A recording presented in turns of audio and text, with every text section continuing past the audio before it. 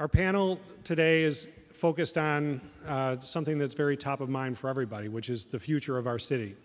And at a time of great transition, there's no better time than to be discussing some of the issues that we'll discuss today. When Carl Sandburg wrote his poem Chicago about a century ago, he described our city as hog butcher for the world, tool maker, stacker of wheat, player with railroads, and the nation's freight handler, stormy, husky, brawling, city of the big shoulders. 3 decades ago, a period that historians describe as BD, which means before daily, Chicago was thought to have reached a period of decline. It was an era of council wars, and the Wall Street Journal described our city as Beirut on the lake. Chicago wasn't the only city that was flagging during that period. We were in the regional decline known as the Rust Belt, and there was a theory going around that big cities had perhaps outlived their usefulness. Then came 1991, and Saskia Sassen wrote her landmark book, The Global City, which launched a period of reevaluation for the role of cities in the global marketplace. And she focused on some of the characteristics that, while she wasn't focused on Chicago in particular, she liked London and Tokyo and other cities better, some of the characteristics that have come to define Chicago. The advent of a creative class of people, an interconnectedness of service and information industries that could make city centers vibrant again and replace some of the manufacturing, light industry, and other parts of the downtown that were leaving probably for good.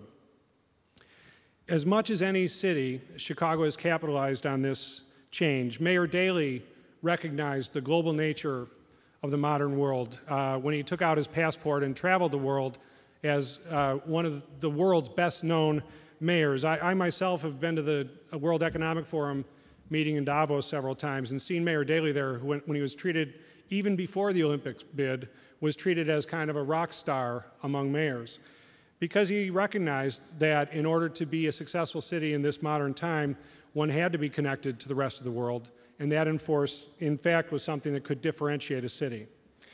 If Sandburg were writing today, he might describe Chicago, the modern Chicago, like this: hog-belly trader to the world, corporate headquarters, writer of writs, player of symphonies in the nation's intermodal capital, stormy, husky, brawling, city of the round shoulders.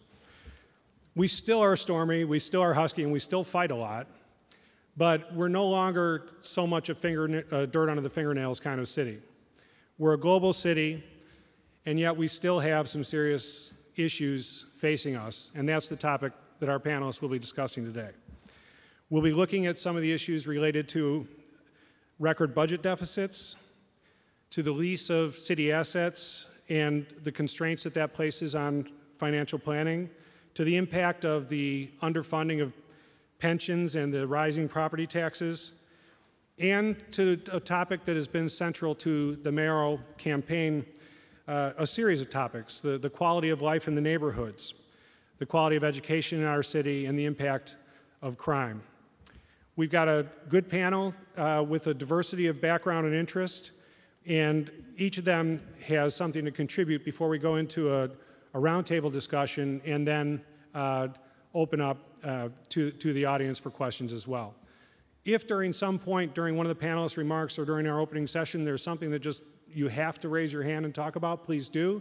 We'd like this to be an interactive session as much as possible. Our first speaker is Paula Worthington. You'll have more in-depth biographies in your booklet if you would like to check into those. Paula is a senior lecturer in the Harris School, where she teaches classes in state and local public finance and cost-benefit analysis. She received her PhD in economics from Northwestern and has served as an economist and advisor at the Federal Reserve Bank of New York and the Federal Reserve Bank of Chicago.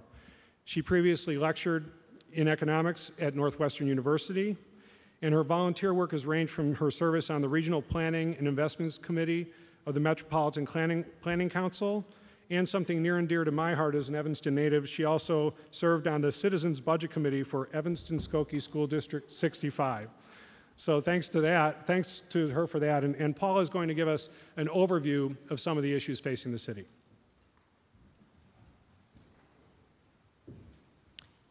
Great, thank you, David. Welcome to everyone back for the afternoon session. We've had a great morning session and lunch program, and now I'm going to say a few words to kind of set the stage for our discussion about some of the financial and governance challenges that the city faces in the years ahead.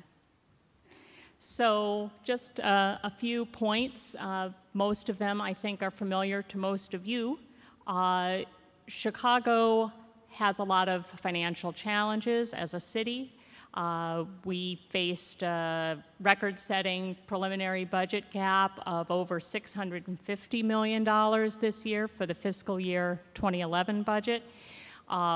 We have a budget that entails the use of non-recurring sources of revenue to plug that gap. And we face substantial unfunded pension liabilities for former workers here in the city of Chicago. And I also want to point out that much of this difficulty that the city faces is really not new news. It is not just driven by the recession. Many of these problems precede the recession, though certainly the recession has exacerbated our difficulties. The city was running budget gaps in its operating fund, averaging over $100 million a year for the several years leading up to the recession. So Chicago has had a structural budget deficit in its operating fund for some time. We started using reserves coming from asset privatization or asset lease deals several years ago, again, before the recession hit. So there's definitely been some signs we're in some difficulty here, and again, something that was only going to be worsened with the onset of the recession and the impact on revenues there. So those facts are definitely known to most of you already. What I want to do is talk about 4 particular aspects of the city's finances, and in each case try to bring to bear some thoughts about these key factors that I think the new mayor and the new city leadership are going to have to use when thinking about their decisions and their choices. The first is the idea of mobility. People, residents, businesses, tourists, visitors, all have choices about where to live, where to work, where to visit, where to do business. And we want to make Chicago a place where people want to come live, want to do business, want to visit. And so our fiscal policies have to be chosen with that issue in mind. We also care about fairness, fairness to our residents, fairness to our workers here in the city, and we also care about fairness between generations, people who live in the city today, people who live in the city tomorrow. And we're possibly going to face some conflicts as we try to adopt financial and fiscal policies that are fair to all of these groups.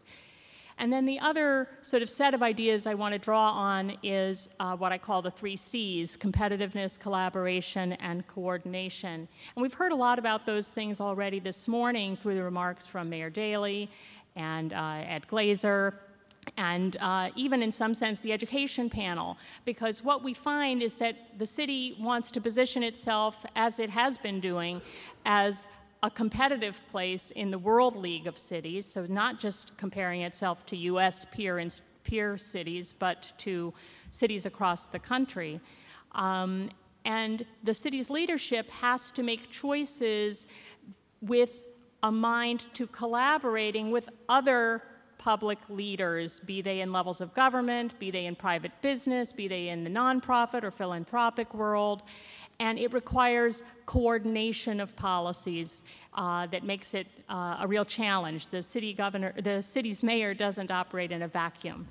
So let's take a couple of then looks at 4 key questions that I think we might have as we think about the finances to set the stage here.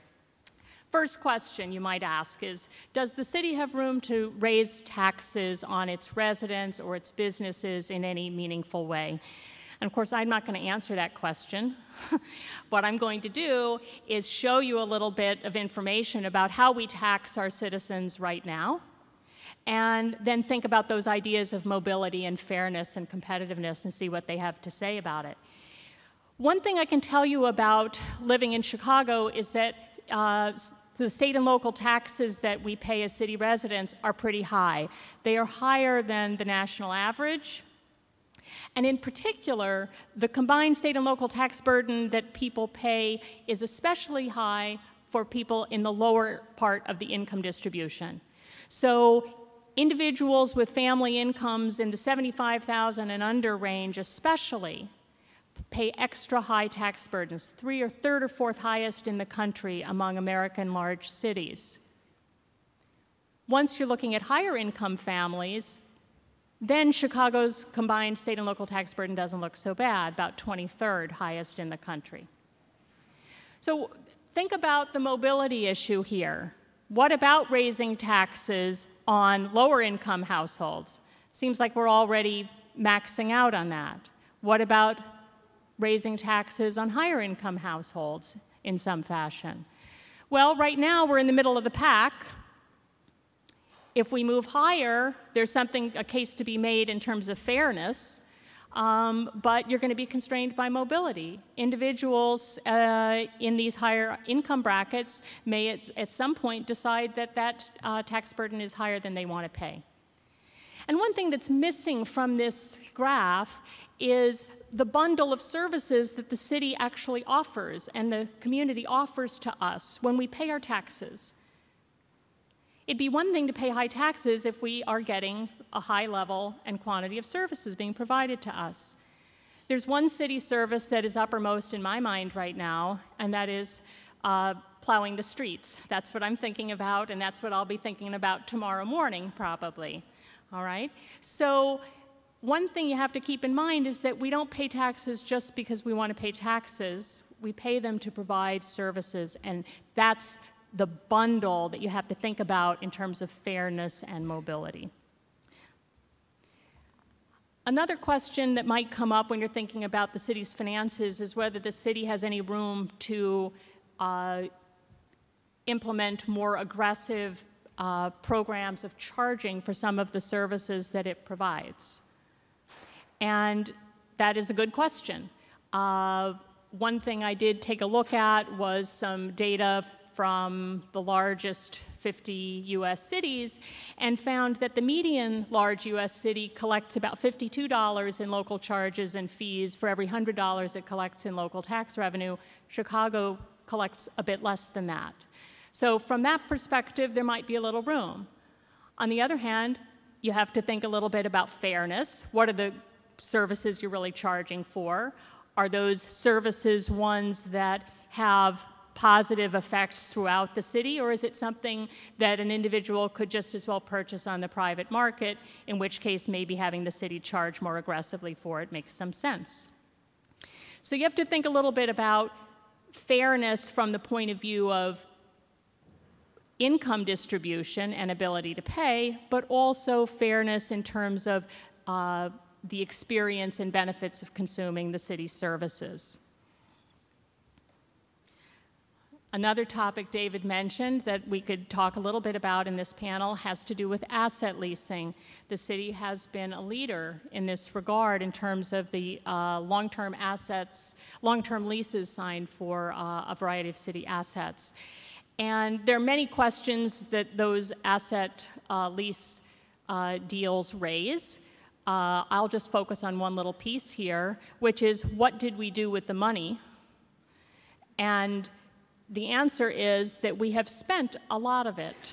We have used the proceeds of these asset lease deals to close operating deficits in the corporate fund. And by the end of fiscal year 2011, we're going to have very little left in the parking meter funds, and we're going to have a sizable amount left still in the Skyway privatization fund. Some of the parking meter money actually was borrowed from the long-term reserve fund and brought into the operating fund, so there is an intent to put that back.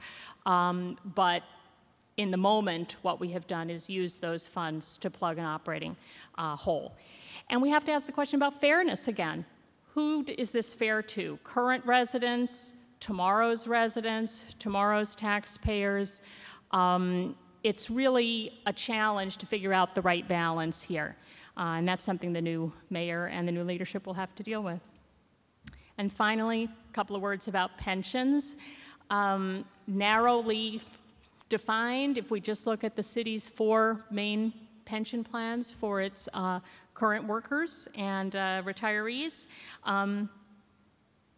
there's an estimated $14.6 billion in unfunded liabilities.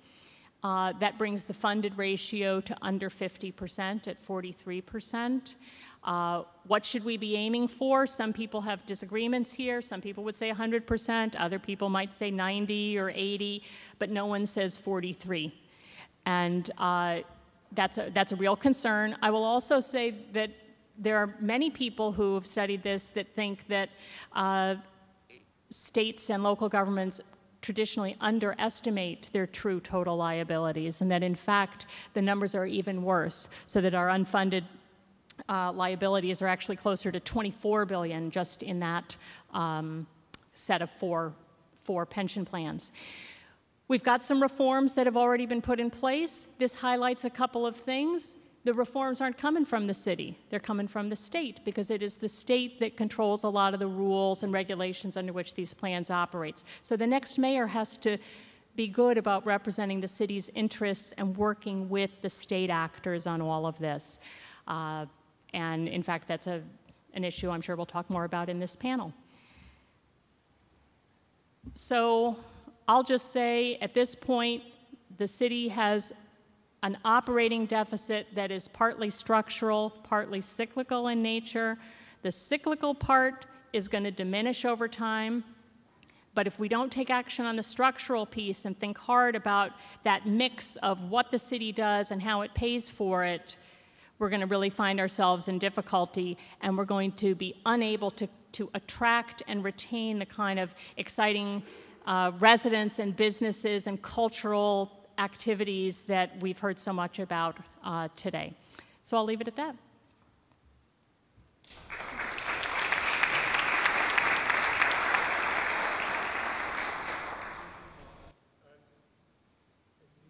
And I think we can stay seated unless Chris or Bob, or Chris wants to rise. Can I introduce you first?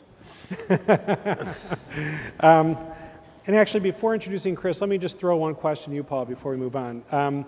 What you just said at the end about the difference between cyclical and structural economic issues that we're facing. We are clearly near the bottom, coming out of a cyclical trough. Is it your view that the cyclical, the revenues and others that will increase as the economy improves, do they have any chance of bailing us out of some of the structural issues that you were focused on there? Right. Yes, the cyclical revenues will come back. I mean, especially sales tax revenue, and the state transfers in based on the state personal income tax revenue. That will, I think, slowly come back. But a couple of things. One is, history suggests that the budget problems of cities tend to be lagged 2 to 3 years after the overall economy. So it is a longer period of time that we have to kind of wait it out still. And the second point is, one source of cyclically sensitive money that the city used a lot of was real estate-based transaction taxes and what have you. And it's not at all clear that that piece is going to snap back, because we have a sort of a backlog of difficulty on the real estate side.